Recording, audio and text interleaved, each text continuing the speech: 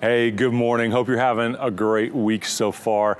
I'm Ethan. I'm over here at Bayside Adventure, and all through this month of November, as we're getting ready for December, one of the things you're going to hear us talking about a lot is all of the exciting things happening at Christmas. They're happening here at our church, and I'm sure wherever you're watching from, there are similar things happening with your church family. Amazing church services, awesome opportunities to share what Jesus is doing in your community.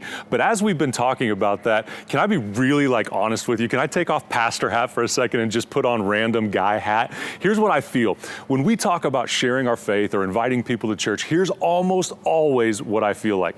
I feel like that's awesome. I hope God does big things. I'm just not sure that there's anything I can do personally. In fact, very often when I have an interaction one-on-one with somebody and I feel like it's my opportunity maybe to invite somebody to church, maybe it's somebody in my family, maybe it's somebody random on an airplane or at the gas station, I feel like God's saying, hey, that's the person you should invite. You should hand them an invite, tell them about the services. Almost always, here's what I feel. My heart starts beating really fast, my palms get sweaty, all the blood goes to the back of my face and my cheeks get really hot, and I start thinking thoughts like this.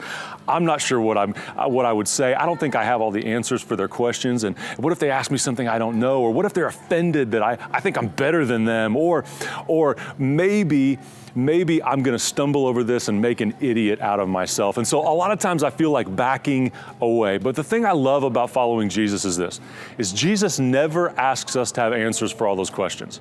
He never asks us to fix people or make everything right in their world or even to convince them of everything all at once. All Jesus has ever asked us to do is bring people to Him.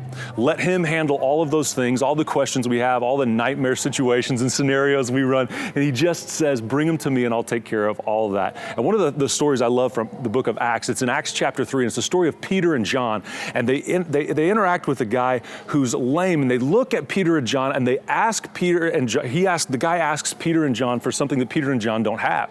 He says, hey, can you give me some money? And Peter and John look at him, and Peter says something I think profound for us as we share Jesus with other people. He says this, he says, silver and gold have I none, but such as I have, give I thee. And I love those words because what Peter says is he gets his eyes off of all the things he doesn't have, all the questions he doesn't have answers for, and he says, I can't worry about any of that, but you know what I can give you? What I do have. And I think that's all that Jesus has ever asked us to give to other people is what we do have. Can I tell you this? If you follow Jesus, you have more than enough to share what He's done in your life. I don't care if you've been following Jesus for 1 day or 10 years. You have more than enough to share with the people in your world if you'll focus on what you do have, not what on you don't have. So here's the challenge for us as we follow Jesus. Boldness comes from focusing on what we do have. Fear comes from focusing on what we don't have. So as you enter into this season and you have lots of opportunities to share what God's doing and the good news that Jesus came to earth and changed the entire story for humanity, as you have opportunities, what are you focused on? Are you focused on what you don't have, what might happen, what might go wrong? Or are you just going to choose to focus on what you do have?